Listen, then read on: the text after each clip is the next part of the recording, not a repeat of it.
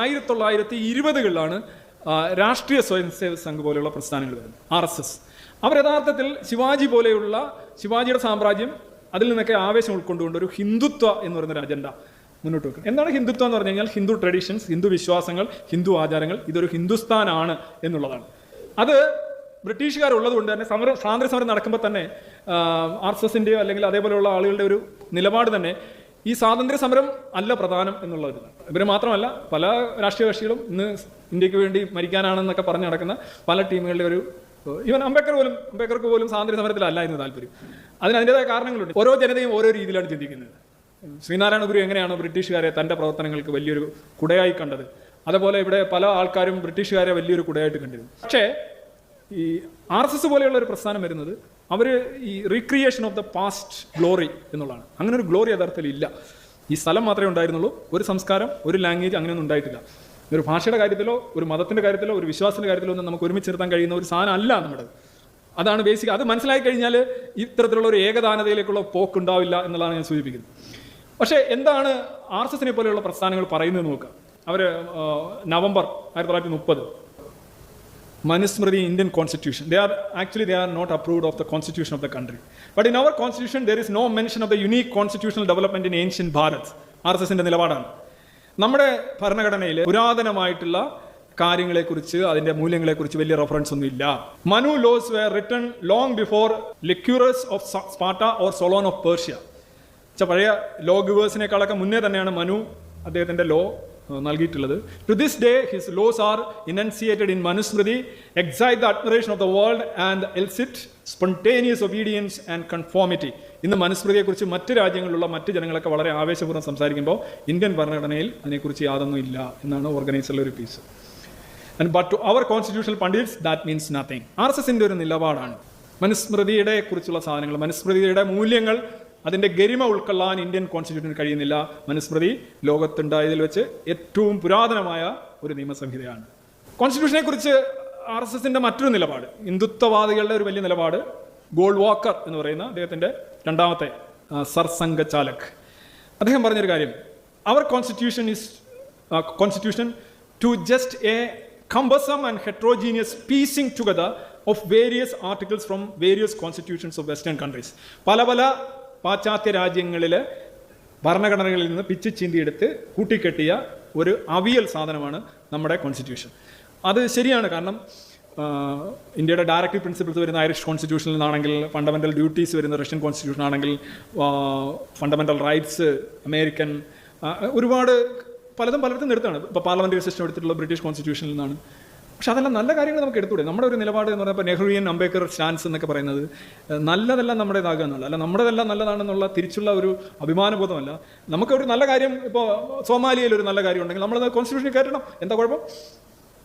സോമാലിയയിൽ ഒരു നല്ല കാര്യമുണ്ട്, നല്ലൊരു രീതിയിൽ പ്രസിഡന്റ് തിരഞ്ഞെടുക്കുന്ന സോമാലിയൻ കൊള്ളാം, നമ്മൾ അതേ കണക്ക് കോപ്പി ചെയ്ത് വെക്കണം. എവിടെയും നല്ല ചിന്തകളും നേട്ടങ്ങളും ജനത. എങ്ങനെയാണ് മൊബൈൽ ഫോൺ ജപ്പാനിൽ കണ്ടുപിടിക്കുന്ന ഒരു മൊബൈൽ ഫോൺ നിങ്ങളെ ഒരു മൊബൈൽ കുത്തറാക്കി മാറ്റുന്നത്? അത് നല്ല കാര്യമായിട്ട് നിങ്ങൾ ചെയ്യുന്നു, നിങ്ങൾക്ക് ഗുണകരമായതുകൊണ്ട് ചെയ്യുന്നുണ്ട്. അതുകൊണ്ട് ഈ പുള്ളി പറയുന്നത് ഒരു പുരാതനപരമായിട്ടുള്ള ആദിമമായിട്ടുള്ള വാദത്തിലാണ്. ഇത് പീസിങ് ടുഗദർ, ഒരു കൊളാഷാണ്, ക്ലംസി കൊളാഷാണ്. It is absolutely nothing which can be called our own. Indian എന്ന് വിളിക്കാവുന്ന ഒന്നുമില്ല നമ്മുടെ കോൺസ്റ്റിറ്റ്യൂഷൻ. വല്ല വിദേശീയരുടെ സാധനങ്ങളെല്ലാം കൂടെ വാരി കൂട്ടിയിട്ടിരിക്കുകയാണ് എന്നുള്ളതാണ്. Is there a single word of reference in it, guiding principle as to what our national mission is and what our keynote in life is? ജീവിതം എന്താണ്, ജീവിതത്തിൻ്റെ ധർമ്മം എന്താണ്, നമ്മുടെ സംസ്കൃതി എന്താണ് എന്ന് പറയുന്ന ഒരൊറ്റ വാരി ഇന്ത്യൻ കോൺസ്റ്റിറ്റ്യൂഷൻ ഉണ്ടോ എന്നാണ് ഇദ്ദേഹം ചോദിക്കുന്നത്. അതുപോലെ തന്നെ നമ്മളെല്ലാം രാജ്യത്തെ അഭിസംബോധന ചെയ്യുമ്പോൾ യഥാർത്ഥത്തിൽ ഇവരുടെ ഈ ധ്വജപ്രതിജ്ഞ എന്തോ അങ്ങനെ ഒരു സാധനം കണ്ടുണ്ട്.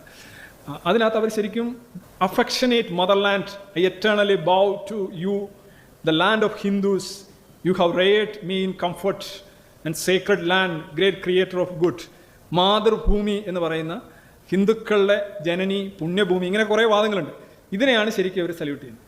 They are not actually respecting constitution. Constitution is something is to be changed. That's what I say.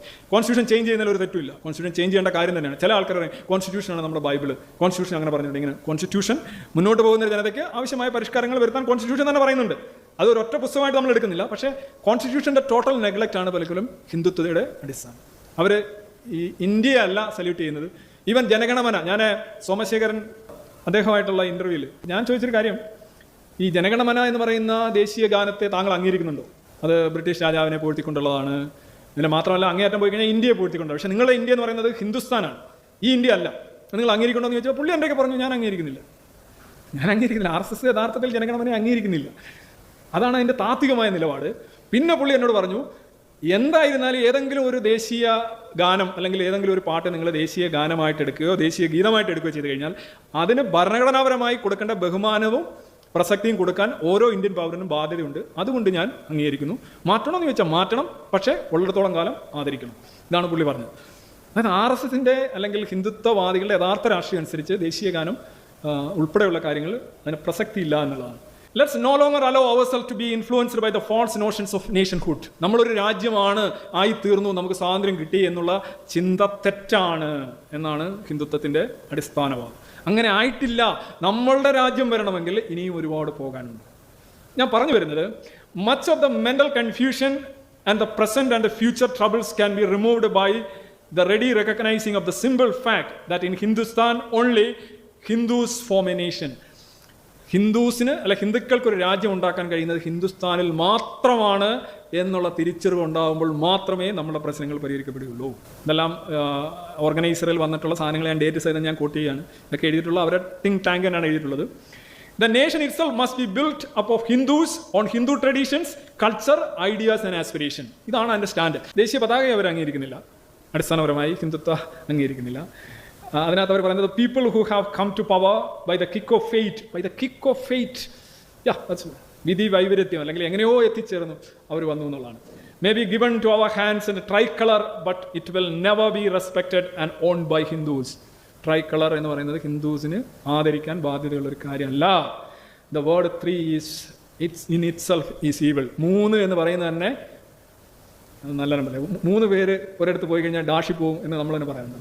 അപ്പോൾ ഇങ്ങനെയുള്ള വിശ്വാസങ്ങളൊക്കെയാണ് വലിയ വലിയ രാഷ്ട്രീയ സംവാദങ്ങളിൽ ഇവർ ഉപയോഗിക്കുന്നത്. 3 കളർ തന്നെ തെറ്റാന്ന് അവർ പറയുന്നത്. അപ്പോൾ ഞാൻ പറഞ്ഞു വന്ന ഇതാണ്, ഈ പതാക ശരിയല്ല, പതാകയിലെ 3 കളർ ശരിയല്ല. ഇതിനെ വേറെ ചില പറയും, ഇത് ഒന്ന് ഹിന്ദുവാണ്, ഒന്ന് ക്രിസ്ത്യനാണ്, ഒന്ന് മുസ്ലിമാണെന്നൊക്കെ പറഞ്ഞു നടക്കുന്ന ടീമുകൾ വേറെയുണ്ട്. 2 സഹിക്കാൻ വയ്യാത്ത അവസ്ഥയാണ്. Okay. And so flag having 3 colors will certainly produce a very bad psychological effect and it is injurious to our country. നമ്മുടെ രാജ്യത്തെ പ്രശ്നങ്ങൾക്ക് കാരണം എന്താണ്? വൈ 3 ഫ്ലാഗിലെ 3 നിറങ്ങൾ എന്നുള്ളതാണ് RSSന്റെ താത്വിക നിലപാടാണ്. നമ്മൾ ശങ്കരാടിയൊക്കെ പറയുന്നത് താത്വികമായിട്ടുള്ളൊരു അവലോകനമാണ്.